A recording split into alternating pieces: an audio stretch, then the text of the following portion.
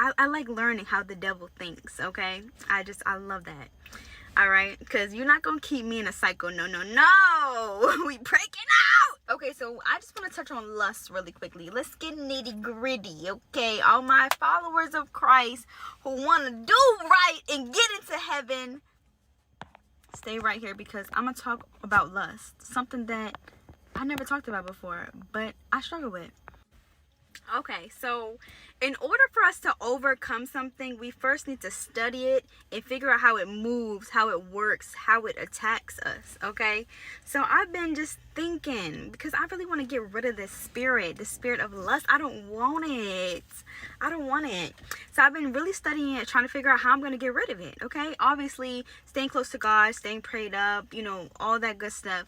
When it comes to overcoming the spirit of lust, keep two things in mind, okay?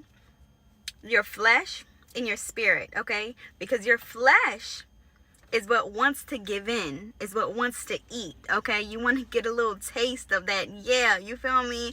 Whatever it is, even if it's not touching, just the thought of it, touching, looking, doing, you feel me? That's your flesh, okay?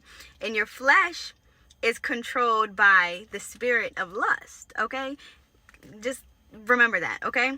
Then your spirit is what keeps you feeling convicted when you do fall into sin and you're like, wow, I shouldn't be doing this. Like, the only thing you could think about is God and how you want to repent and you want to be cleared and clean and cleansed from this sin. That's how your spirit feels, okay? But say, you know, me personally, like, when it comes to lust, like, the devil knows I can hold out for a while, you know what I'm saying? But then when I keep getting tempted, that's when I start getting weak in the knees, and I'm just like, you know, I give in, and giving in is I'm risking it all. Literally, this is life. Sin is between life and death. So I'm playing around with my life, basically, and I don't want to do that no more. If I'm playing with my life, I want to make sure I'm secure and I'm going up there. You feel me? I don't want to play with my life, and I don't want you playing with yours. All right, so this is why it's very important for you to kill your flesh, unalive your flesh, okay? Because you need to be strong in the spirit. You need to be strong in the spirit, I'm telling you. When you fall into temptation, your flesh won. But how can your flesh win if it should have been, you feel me? Like, because honestly, like, at the end of the day, you got to make sure you are setting yourself up for success, okay? God is willing to work with you as long as you are putting in the work. Start analyzing the problem and how you can fix the problem. Break it down. What tempts you? What are your triggers, okay? How long can you withhold, you know, hold yourself together for real before you give into sin? Where can you go? What can you do? Do you need to pray in order to get yourself out of that situation so you don't sin? Let's start problem solving.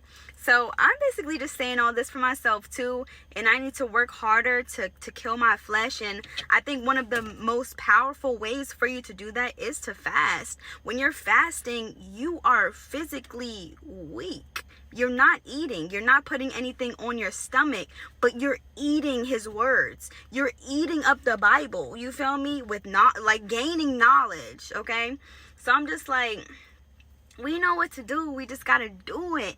And I just want to see all y'all win. I want to see all my brothers and sisters in heaven for real. And I hope this made sense, because I be having a hard time explaining things sometimes, but I was on fire. Like, I just had to get it out. I was just thinking about it. But I hope that made